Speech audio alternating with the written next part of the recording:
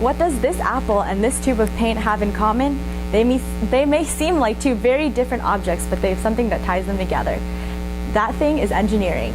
Chemical engineering helped create the pigments in this paint, and genetic engineering helped create this apple. Engineering is a part of our everyday lives, and it is a vital part of how we get everything done. That's why I decided to study engineering this year for ISM. Understanding the complexities of how things work is so interesting to me, and there's so many things that I could create, from a pen to a bridge.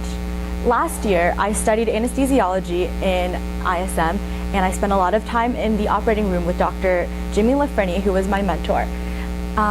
Through ISM, I found that the operating room was a really cool experience, but I didn't feel like I could spend my time there every single day, waking up at 6 in the morning and then staying there until about 8 in the evening if you have to stay for on-call or even later.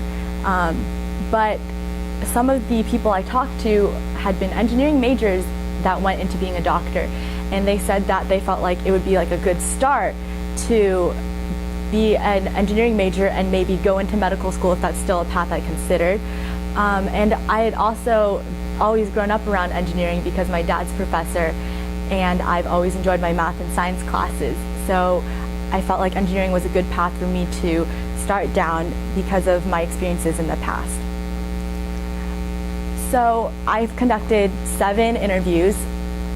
One of my interviews was a joint interview with 2 professionals, so I kind of count it as one. So I guess it's a little bit more like 6.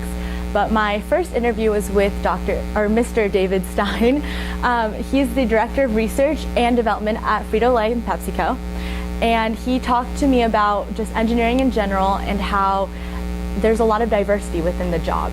As an engineer, you get to do a lot of things like going to meetings with different departments such as the business and marketing teams, or maybe developing a new product. Since he works at Frito-Lay, he has done a lot of tests on chips and a lot of cool things like that. So it was really cool to see the research and development facility at Frito-Lay. He also emphasized that engineering really requires a lot of innovative thinking and problem-solving skills. As an engineer, you always have to be able to approach a problem and see how you need to tackle it, regardless of how difficult or impossible it may seem. There's always the aspect of you feel like you should be able to conquer it and think through it and see what the possible solutions are. He also said that he really loved the satisfaction of getting to solve a difficult problem. He really felt like it was conquering a challenge and that he's really accomplished something, because by solving a difficult problem that maybe took weeks or months or something to solve, he really gained that sense of he's accomplished what he wanted to do. And then the second part of the interview was with another engineer at Frito-Lay. Both of these men are chemical engineers, but Mr. Lange was a quality engineer, so he mainly ran tests and tested the chips, a lot of different types of tests like chip hardness. There was taste testing, but he doesn't really do that. There's also making sure like all the chips are fried correctly in the fryer. We started talking about the physics behind making potato chips and the cutting. So they cut potatoes in this like spinning machine, and by using centripetal force, they make sure all the potatoes are cut evenly and all the chip sizes are about the same. So I thought that was really cool to be able to see how physics really tied into the job that these people had. And then he said that he really enjoyed getting to see the impact that he was making. As someone who creates products like chips, there's always a wide reach of audience of the people he can influence or touch, because a lot of people buy chips. And he said the coolest thing was like one of the first products he had made had gone on the shelves like a couple weeks after they'd finished making it, and he got to share the product with all of his friends and family and say, hey, look at this bag of chips that I helped make and engineer and put together. And it was just really cool for him to be able to share that experience with the people he knew. And he was an engineering major in college at Texas A&M. And through that, he was also part of a chemical engineering society that he was the president of. And he said that he really felt like it helped him find his job and find his place. And by leading through that, he really gained experience that seemed appealing to Frito-Lay that helped him get the job that he has today. So he said that in college, I should definitely try to pursue leadership opportunities in organizations such as those.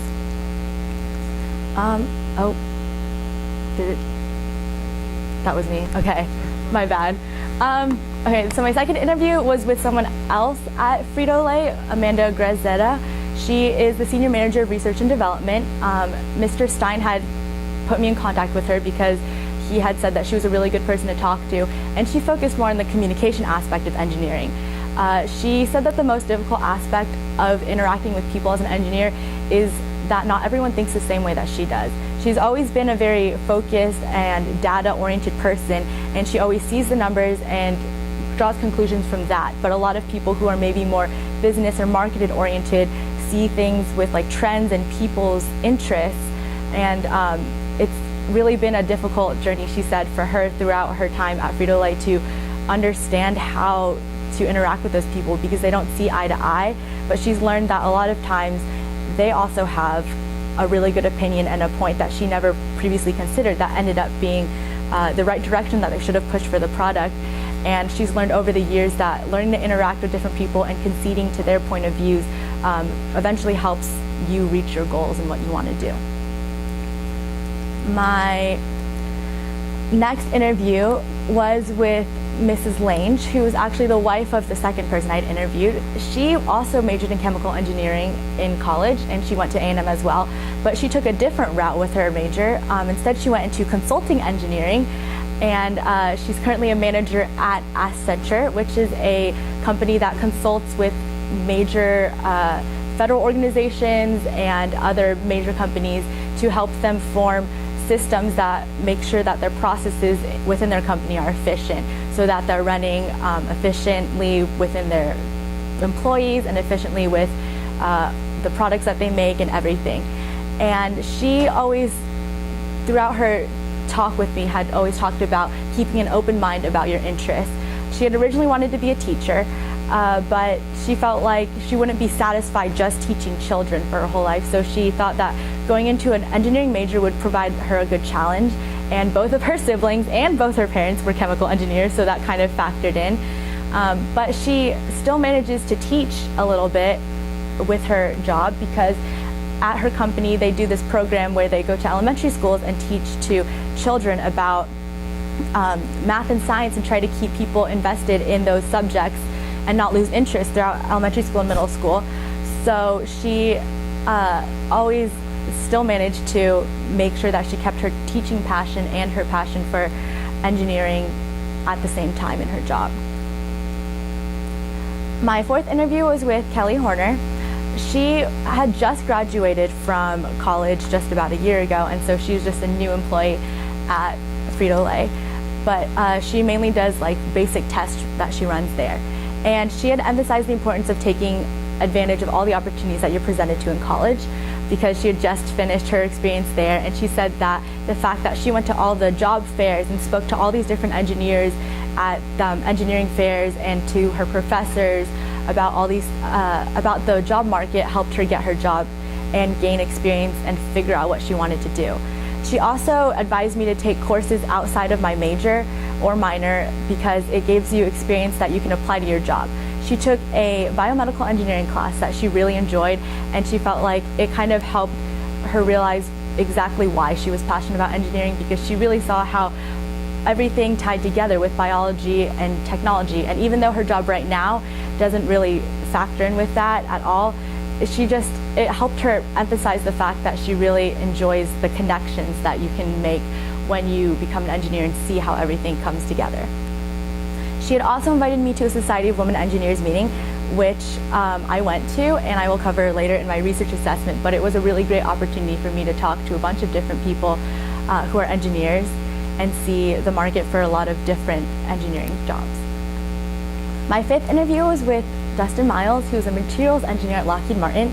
He had been a mentor for one of the students who did aerospace engineering last year, and he actually had talked to me about how he wasn't going to continue being an engineer, but it was a really good lesson because he had been telling me that he decided to major in engineering because he wanted a challenge, and he was torn between business and engineering, and he felt like business was just going to be too intuitive, it was going to be too easy, and he would get bored in college.